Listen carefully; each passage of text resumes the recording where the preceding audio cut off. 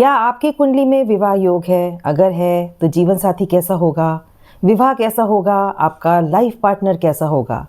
ये सवाल हमारे मन में बहुत ज़्यादा चलते हैं जिन लोगों का विवाह नहीं हुआ है। तो चलिए आज का जो टॉपिक है वो इसी से रिलेटेड है। तो अगर आपका विवाह नहीं हुआ है तो उसको जानने के लिए आप इस टॉपिक को, इस वीडियो को ज़रूर देखें, क्योंकि आज हम इसी विषय पर बात करने वाले हैं। So stay connected with me from the beginning till the and.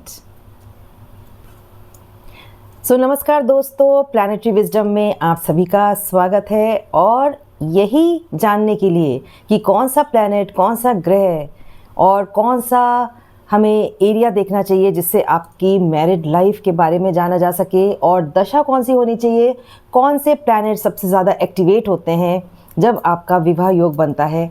तो यही एक राज है जो हर एक के मन में रह जाता है, और उसी राज को खोलने के लिए आज हम प्लैनेटरी विजडम में सामने आए हैं। सबसे पहले हम सबको पता है 7th हाउस जो कि रिलेटेड है मैरिज हाउस से। 7th हाउस का प्लैनेट कहाँ बैठा है, 7th हाउस में कौन बैठा है। अगर 7th हाउस का जो प्लैनेट है वो केंद्र या त्रिकोण में बैठता है, यानी आपका बहुत ही अच्छा कॉम्बिनेशन बन रहा है, यानी वो अच्छे घर में बैठा हुआ है तो बहुत ही अच्छा है। अगर 7th हाउस का रिलेशन जुपिटर, वीनस, मून या मर्क्यूरी के साथ होता है वो भी बहुत ही अच्छा माना जाता है। आपका जीवन साथी बहुत अच्छा होगा, आपको बहुत ही प्यार करेगा, सम्मान देगा, and your married life will be very good. लेकिन अगर Saturn, Mangal, Mars, isn't it, then Rahu Ketu, इनका अगर प्रभाव 7th हाउस से होता है, अफ्लिक्शंस हो सकती हैं और मैरिज लाइफ में प्रॉब्लम्स आ सकती हैं, एंड डिलेज एंड चैलेंजेस। ये चीज़ें बताती हैं, ये प्लैनेट्स बताते हैं, जो कि नंबर 1 रूल है जिससे हम मैरिज को प्रिडिक्ट करते हैं। अब हम बात करेंगे वीनस प्लैनेट। अगर वीनस केंद्र या त्रिकोण में बैठा है या उसके ऊपर दृष्टि पड़ रही है अच्छे प्लैनेट्स की, अच्छे प्लैनेट्स मैंने अभी आपसे बात की है, अगर इनकी दृष्टि वीनस पे पड़ रही है तो आपको बहुत ही सुंदर, हंसमुख, शौक रखने वाला जीवन साथी मिलेगा। अगर जुपिटर, अब हम आते हैं Jupiter is mainly for spouse, your husband. अगर जुपिटर वेल प्लेस्ड है, स्ट्रॉन्ग है, उच्च का बैठा हुआ है, अच्छे घर में बैठा है, अच्छी दृष्टि उस पर पड़ रही है, तो बहुत ही समझदार और ईमानदार, फुल ऑफ विजडम आपको जीवन साथी मिलेगा। गर्ल्स जो हैं जुपिटर की प्लेसमेंट से अपने जीवन साथी के बारे में जान सकती हैं। अगर अच्छा वेल प्लेस्ड है तो आपको बहुत अच्छा जीवन साथी मिलेगा। बॉयज़ जो हैं वो वीनस की प्लेसमेंट देखें, अगर वो वेल प्लेस्ड है तो और अच्छी दृष्टि पड़ रही है तो आपको आपकी जो बेटर हाफ है वो बहुत ही सुंदर, सुशील, हंसमुख और सर्वगुण संपन्न वाली जीवन साथी आपको मिलेगी। का प्रश्न होता है शनि को लेकर। शनि जो है हम सबको पता है बहुत ही मैच्योर्ड प्लैनेट है, वो डिलेज बताता है, डिलेज एंड रिस्पॉन्सिबिलिटी। अगर आपका शनि 7th हाउस से रिलेटेड है, या आपका जो 7th हाउस लॉर्ड है वो शनि के साथ बैठा है, या शनि उस घर को देख रहे हैं यानी 7th हाउस को देख रहे हैं, यानी डिलेज बताता है। आपकी मैरिज में डिलेज हो सकती हैं, but it is not a denial delay, या आपको मैच्योर्ड लाइफ पार्टनर मिलेगा। मैच्योर्ड लाइफ पार्टनर का मतलब होता है समझदार। एंड शनि का अगर 7th हाउस से रिलेशनशिप बनता है यानी आपको बहुत ही रिस्पॉन्सिबल लाइफ पार्टनर मिलेगा। डरने की बात नहीं होती है। शनि को देखकर हम घबरा जाते हैं कि अरे ये शनि देख रहा है, पता नहीं क्या से क्या हो जाएगा, लेकिन ऐसा कुछ नहीं है। हाँ, डिले होती है क्योंकि शनि आराम से आपको स्टेबल लाइफ पार्टनर देगा, आराम से, ताकि आपकी मैरिज टूटे नहीं। रिस्पॉन्सिबल लाइफ पार्टनर देगा जो, अगर आपके अंदर कोई बचपना है या आपको किसी चीज़ की गाइडेंस है तो आपका लाइफ पार्टनर जो कि आपको गाइड कर सकता है, अगर वो शनि से आपका हाउस प्रभावित है तो वो आपको गाइडेंस देगा। और ये रिलेशनशिप जो है बहुत लॉन्ग लास्टिंग रिलेशनशिप भी बताता है। मंगल यानी मार्स की, अगर आपका जो मार्स है वो 1, 4, 8 एंड 12 के साथ प्रभावित है तो आप मांगलिक हैं, और मांगलिक जो होते हैं उनकी मैरिज में डिलेज आते हैं और कोई ना कोई प्रॉब्लम ज़रूर आते हैं। आई मीन प्रॉब्लम्स इन अ वे कि मैरिज होकर कैंसिल हो जाना और मैरिज में प्रॉब्लम्स आना, तो ये बहुत ज़रूरी है। लेकिन हम सिर्फ मंगल को देख कर कि वो वहाँ बैठा है तो हमारी मैरिज में प्रॉब्लम आएगी, ये ज़रूरी नहीं है। हमने ये देखना है कि मंगल की डिग्रीज़ कितनी हैं और उसको कैंसिलेशन हो रहा है कि नहीं हो रहा है। मंगल कैंसिल भी हो जाता है, यानी मांगलिक दोष कैंसिल भी होता है, उसके ऊपर प्रभाव पड़ता है जिन प्लैनेट्स का, वो मैं आपको आगे चल के बताऊँगी, सभी मैं आज नहीं बताऊँगी।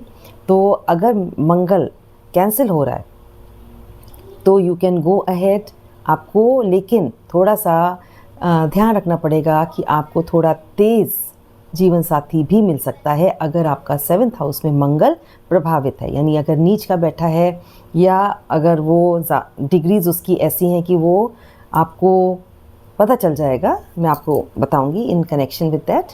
तो मंगल जो है मैरिज को तोड़ भी सकता है, तो उसका पहले आपने देखना है कि उसकी डिग्रीज़ कितने हैं और वो कैंसिलेशन हो रहा है कि नहीं हो रहा है। राहु और केतु का कनेक्शन जो है वो 7th हाउस से ये बताता है कि आपका सडन रिलेशनशिप हो सकता है, difference of background, community, foreign connection and something different in your married life. यानी आपका जो स्पाउस है उसका नेचर आपसे बहुत ही विपरीत हो सकता है।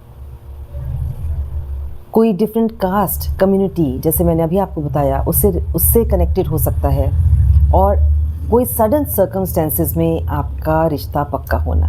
ये जो कॉम्बिनेशन है ये यही बताता है कि आपका लाइफ पार्टनर कोई अलग प्रांत का, अलग देश का या अलग समुदाय का हो सकता है। ये जो भी मैंने कनेक्शन बताया वो राहु से कनेक्टेड था, यानी आपका डिफरेंट कम्युनिटी से रिलेटेड हो तो वो राहु का प्रभाव पड़ने से होता है। अब केतु का अगर प्रभाव 7th हाउस से होता है तो केतु इज़ डिटैचमेंट, तो कहीं ना कहीं आपका जो डिटैचमेंट रहेगा आपके स्पाउस के साथ में इमोशनली वो बना रहेगा। यानी अगर केतु 7th हाउस के साथ बैठा है, 7th हाउस लॉर्ड के साथ बैठा है, तो आपका जो इमोशनल कनेक्शन है उसमें दूरी बनी रहेगी। मून का अगर कनेक्शन 7th हाउस से होता है तो ये जान के चलिए कि आपका लाइफ पार्टनर सुंदर ज़रूर होगा, लेकिन इमोशनल होगा, और आप उसको इमोशनली आप उसको अपना बना सकते हैं।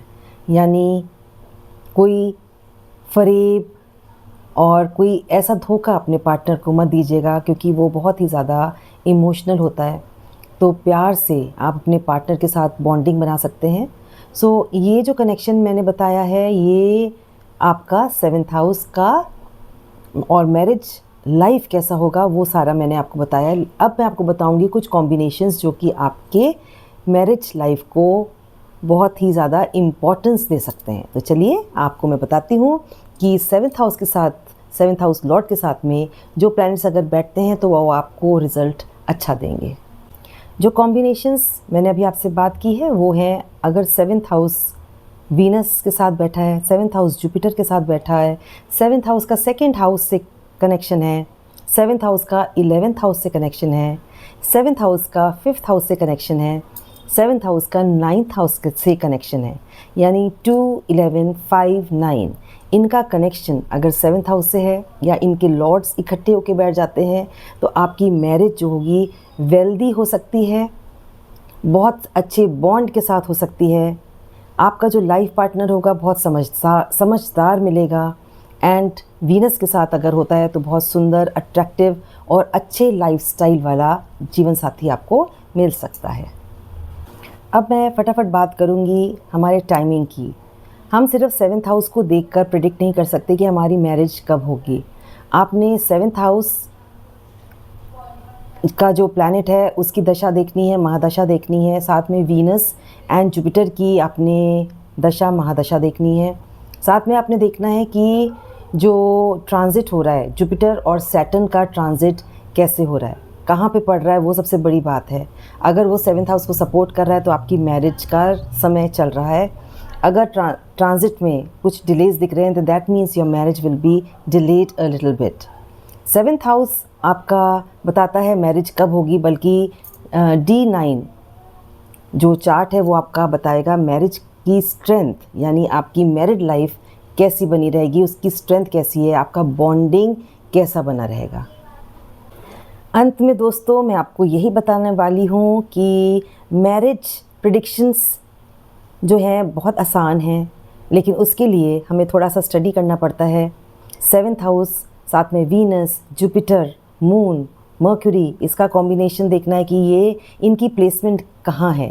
साथ में हमने D1 चार्ट तो पढ़ा ही है, साथ में हमने D9 chart that is Navamsa chart, उसके बाद ट्रांजिट, महादशा एंड दशा, ये सब देख के हम टाइमिंग प्रिडिक्ट कर सकते हैं।